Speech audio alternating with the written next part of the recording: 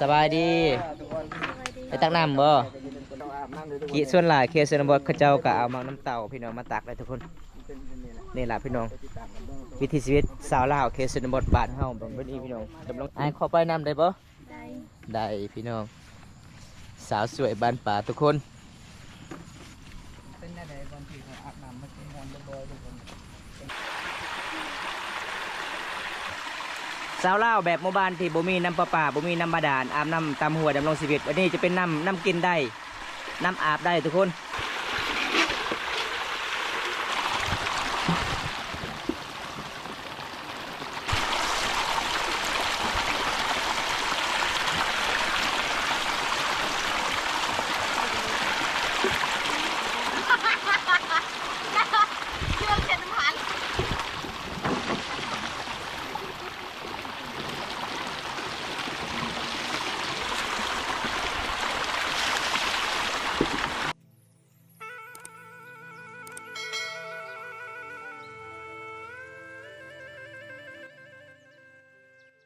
เอาทักทายสบายดีทุกคนสบายดีบริการยิ้มแรงทุกคนเลยมันนี่บอมตากสิพา FC ทุกคนหลายๆคนที่เข้ามาติดตามของซูมันนี่ไปตามติดวิถีชีวิตสาวลาวบริการยิ้มแรงทุกคนมันนี่ไปเยี่ยมพยายามสาวเวกคือเก่าพี่น้องเพราะว่าด้นแล้วบอมตากกับไปเยี่ยมพยายามพี่น้องบริการยิ้มแรงเนี่ยส่วนหลายสาวลาวเคสนบดเขาเจ้ากะไปตักน้ำหรือกะไปอาบน้ำเลยพี่น้องจะได้กะติดตามชมกันพี่น้องไปอันนี้ก็คือเพื่อนสาวเวกพี่น้องเพราะว่าที่ผู้ใหญ่ใจดีจากพังไทยเป็นน่าสงสารน้องพี่น้องไงเพราะว่าน้องกสิมาเห็นเฮือนนึงแหละพี่น้องเพราะว่าหลังคามันกะสิหัวมันเลยพี่น้องช่วงนี้ก็ช่วงหน้าฝนเห็นบ่เฮือนกะสิอยู่บ่ได้แล้วพี่น้องตอนนี้กับบอมตากะสิถามสองสาวไปอาบน้ำอยู่ไสพี่น้องเอ้ยก็อันนี้ก็คือเฮือนสาวเวกเนาะสาวหาเนาะอ๋อสบายดีไปตักน้ำบ่ไปอาบน้ำเลยขอไปน้ำได้บ่ได้เนาะเอาวันนี้ตามติดวิถีชีวิตน้องๆเราทุกคนเลยน้องๆไปอาบน้ำยุ่ใสบรรยากาศยามแรงปลามาน้ำเต่าเจ้าลายเลยเนาะ เอาพี่น้องกี่ส่วนหลายเคสนบทเขาเจ้าก็เอามาน้ำเต่าพี่น้องมาตักเลยทุกคนนี่แหละพี่น้องวิถีชีวิตสาวลาวเคสนบทบ้านเฮาแบบนี้พี่น้องดำรงชีวิตหมู่บ้านน้องนี่บุมีน้ำบาดาลบ่บุมีต้องไปอาบน้ำอยู่ป่าตลอดเลยโอ้เอาพี่น้องมื้อนี้ไอ้ขอไปน้ำได้ปะได้พี่น้องสาวสวยบ้านป่าทุกคนยังอีกคอมเมนต์มาได้เด้อทุกคนเด้อคอมเมนต์มาได้เด้อมาเส้นทางสุดโหดเลยทุกคนเลยไปอาบน้ำก็เป็นได้บางทีเขาอาบน้ำมากินฮอนบ่อยๆทุกคนเป็นยังบ่หัวธรรมชาติเนาะมันสวยอยู่หลายเป็นได้เราไปติดตามช่วงคนไปเล่นน้ำกันทุกคนก็มาเล่ก็จะเรื่องคนใดคนแท้เรื่องนี้เด้อทำมันมาได้ทุกคนเด้อเพราะว่าถ้าไปเที่ยงอยู่บ่เป็นอย่างนี้เส้นทางพี่น้องเบิ้งเส้นทางที่น้องๆไปตักน้ำไปอาบน้ำเลยทุกคนโอ้ยคนลำบากเลยพี่น้องเลยนี่ละเขาเอิ้นว่าบ้านนอกขอกหน้าดำรงชีวิตไปเดิมๆทุกคนเลยบ้านเฮากับซ้ำบ้านเฮาอยู่กับธรรมศาสตร์พี่น้องในเขตบ้านเฮาส่วนหลายกับเขาเจ้าดำรงชีวิตนี่ทุกคนเลยแบบเดิมๆเลยพี่น้องหลังจากตักน้ำตามข้าวนึ่งข้าวไปอาบน้ำเลยแบบนี้แหละพี่น้องเลยดำรงชีวิตพี่น้อง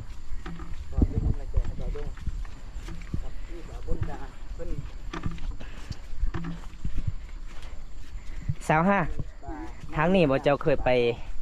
กลางคืนไปป่านะทางนี้บ่โอ้ เคยไปจักเทื่อแล้วจักเทื่อแล้วน้องเคยไปหลายเทื่อแล้วโอ้พี่น้องเอ้ยเอาน้องมาว่าเส้นทางนี้แหละเคยไปป่า หลายเทื่อแล้วเนาะเส้นซาวเบกดิเคยไปบ่เคยอยู่จักเทื่อแล้วจะเคยไปหลายเทื่อโอ้แสดงว่ามานนี่เนาะเส้นทางนี้เนาะไปเอายังกลางคืนนะ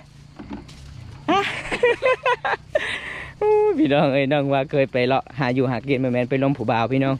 อันนี้คือเส้นทางที่ก็จะดำรงชีวิตกลางคืนกับเคยไปอาบกลางเว้นก็เคยไปอาบเป็นเน็ตทุกคน เอามื้อนี้จัดให้เต็มที่ทุกคนเลยประมาณจักแมตที่น้องๆไปตักน้ำปอเส้นทาง ไก่บ่ โอ้กุกไม้ล่มเลยเนาะ ไม่ทับทิ่มเลย โอ้ โอ้กระแปงทั้งไม่เลย โซนนี้ก็สิฮอดพายุพี่น้องเอ้ยเห็นบ่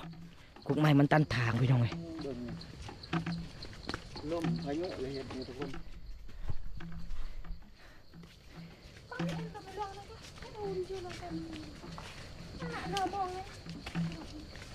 โอ้ไปกลางคืนนี่น่าสิยาในหนึ่งเนาะกลางคืนนี่มันเป็นป่าเป็นดงเลยทุกคนเลยเขตนี่ก็อุดมสมบูรณ์อยู่เด้ งามรีบไม่ติวเนาะตาเนาะงามครับอันนี้ พายุเข้าประมาณ2-3 มื้อนี่แหละทุกคน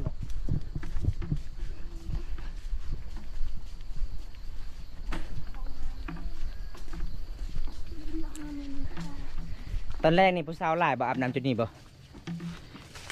หลายอยู่เนาะอ๋อ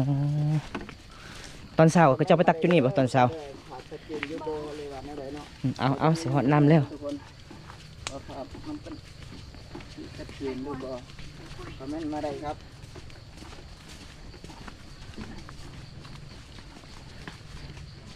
นี่คนอาบน้ำอยู่บ่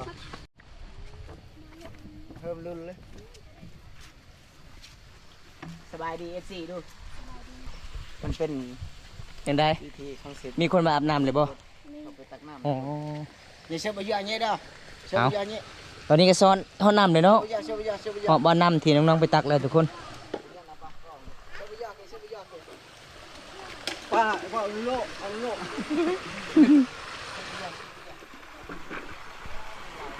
เชื่อไปเยอะ โอ้ไปไซพ่อเท่า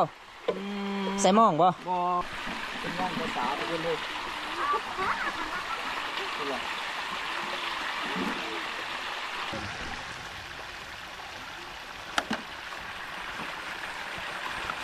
เอาทุกคนตอนนี้ก็ฮอดจุดบอลเสาลาวอาบน้ำแล้วพี่น้องเลย2514นี่เด้อนี่อาบน้ำนั่งกันเด้อเพิ่นว่า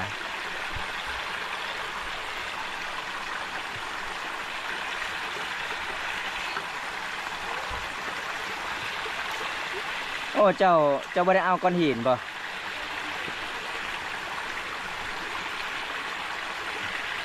เจ้าเอาแติบุรถเนาะมาถูเนาะ พี่น้องเอ้ยชุดสาวลาวอาบน้ำเห็นบ่ก็คือบางคนก็เอาก้อนหินบางคนก็เอาบุรถมาถูแขนข้า แมน กันลงชีวิตไปเดิมๆเลยพี่น้องสาวลาวเขตนี้ทุกคนเบิ้งน้ำโอ้ยมันเป็นท่อมันทุกคนเลยก็เจ้ามาตองใส่พี่บอกพี่น้อง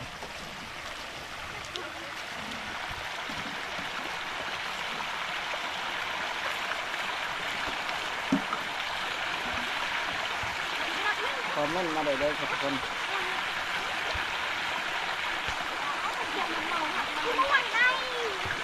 ยุงลายเนาะ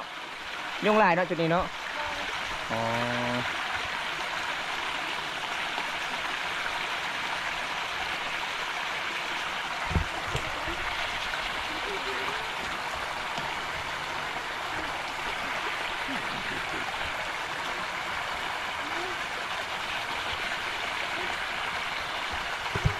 กินได้บ่เจ้าฮะ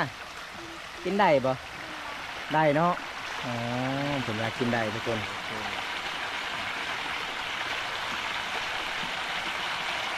ไปเข้าเบิ่งมาด้วยกดไลค์กดแชร์ด้วยเด้อทุกคนเด้อจะได้เขาเบิ่งมาแล้ว โอ้น้ำมวนหลายเด้อทุกคน ที่สายล่า เป็นตามวนหลายพี่น้องก็เจ้าอาบน้ำดำลงชีวิตแบบนี้เลยทุกคนเลยเป็นสาวเกียรติบดบานเฮางามแบบธรรมศาสตร์เห็นบ่พี่น้อง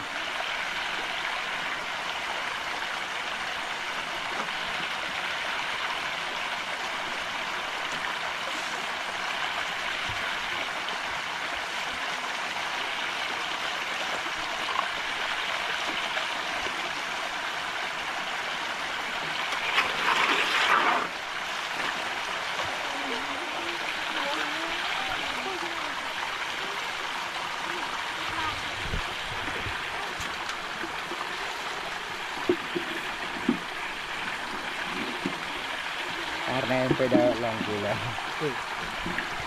กราบหน้าสีเคยยินปืนได้เอาปืนเฮ้ย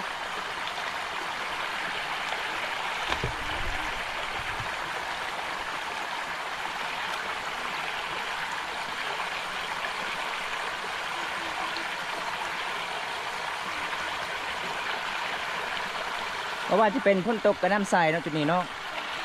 คนก็ใส่น้ำก็ใส่แล้วบัดนี้ มีแต่ใส่กับใส่โอ้พี่น้องมันแปลกเลยทุกคนสาวลาวเคสดดเวลาอาบน้ำก็คือแปรงสีฟันต้องใส่บนพุ่มเลยมาให้พุ่มตกบ่แปรงสีฟันนะ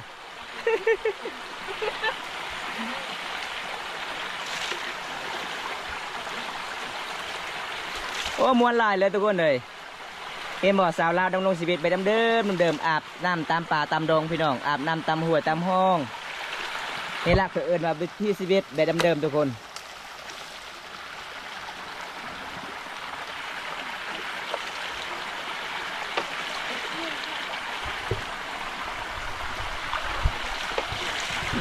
มวนหลายเลยพี่น้อง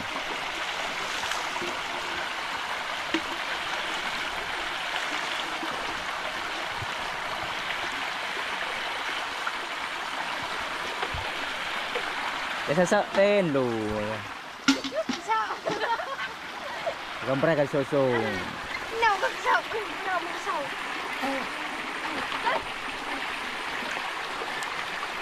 คอมเมนต์มาได้เด้อทุกคนเด้อแต่ไม่มีใครคอมเมนต์มาเลย มันคำสีเบาเลยเนาะมวนหลายเนาะเอาเดี๋ยวค่อยจะอาบน้ำเด้อจังหน่อยอีเด้อ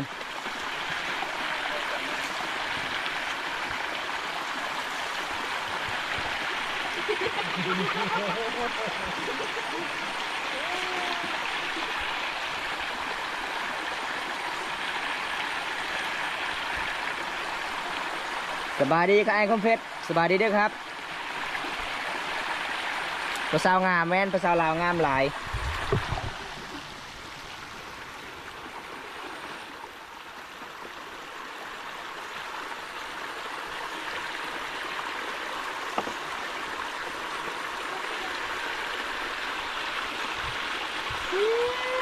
คุณย่างช่วยคุณย่างทุกคนก็ถูกแล้วแหละดูเด้อ ตาลุเลยเสร็จเลย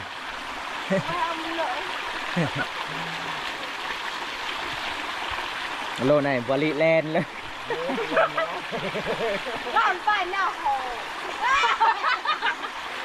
mà lên bài hạt thì hạt giò độc đồng thì cứ nặng ra hết đâu trường mày cứ coi không hạt trong trường này vô vừa hỏi như vậy tôi không một bài gì mày sao chê đây nhỉ trường này rồi chơi cái tao như nát quayเลย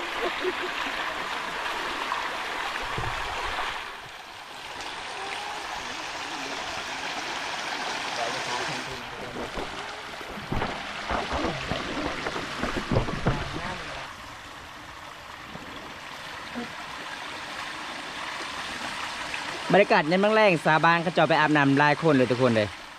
ไปตะมวนหลายเด้อพี่น้อง แมน สาวเล่าวแบบหมู่บ้านที่บ่มีน้ำประปาบ่มีน้ำบาดาลอาบน้ำตามหัวดำรงชีวิตวันนี้จะเป็นน้ำกินได้น้ำอาบได้ทุกคนม่วนหลายเลยเป็นน้องวิวธรรมศาสตร์ เวลาเขากินเขาก็ไม่ได้ต้มเลยเนาะมอน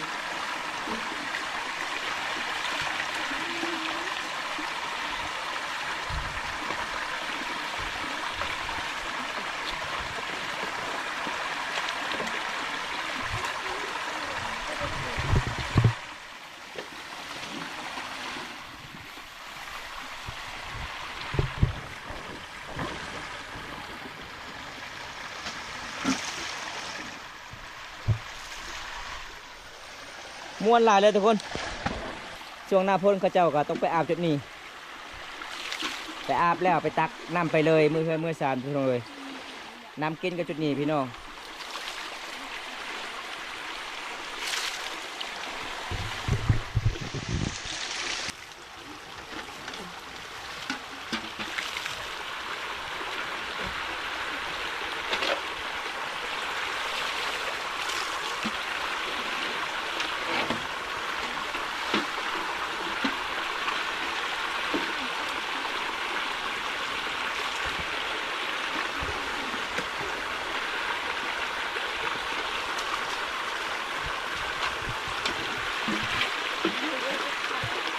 เย็นแล้วบ่เสาห้า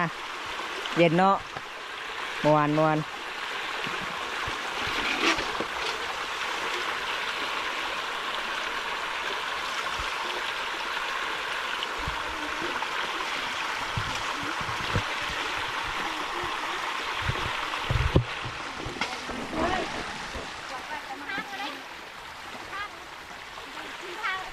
อกบางทีอะไรเห็นที่แบบนั้น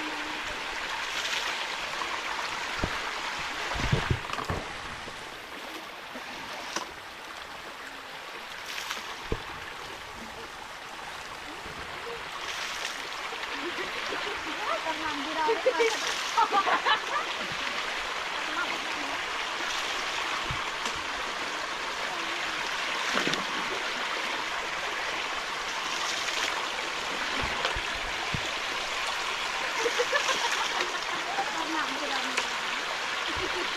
เด้อ ยังแค่เปิดอะไรได้ แกเรียวเลย เนี่ยตามันเหี่ยว เรียวสะอาด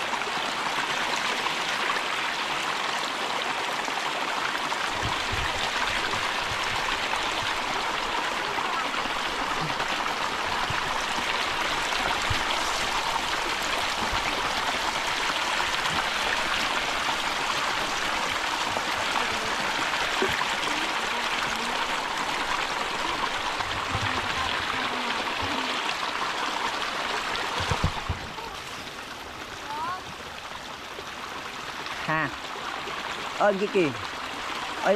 pilah mày giờ anh pa nhẹ giờ gigi luôn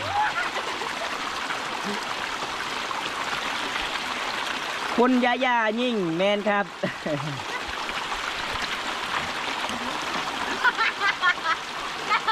เครื่องเช็ดน้ำมันหลังกันหวาน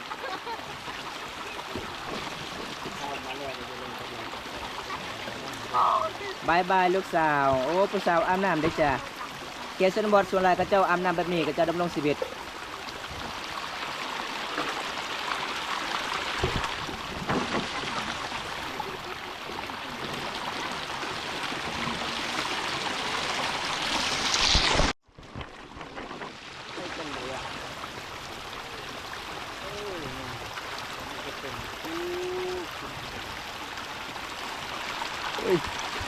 บัวจำปูอันนี้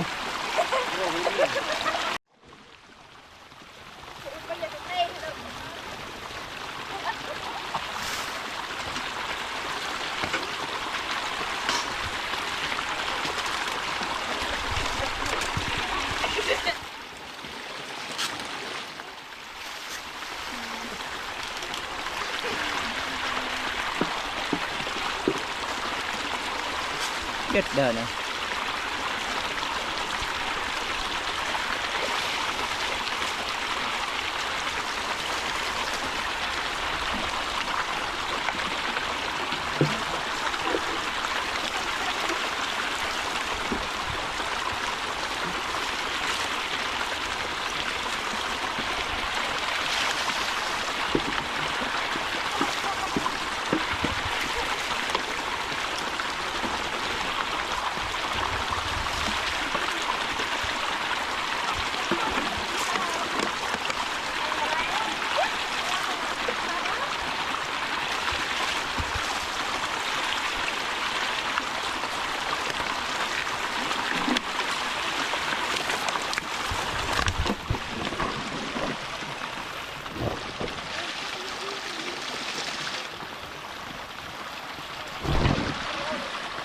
ครับผมขอบคุณหลายๆครับที่แนะนำให้ผมรู้จักนะครับ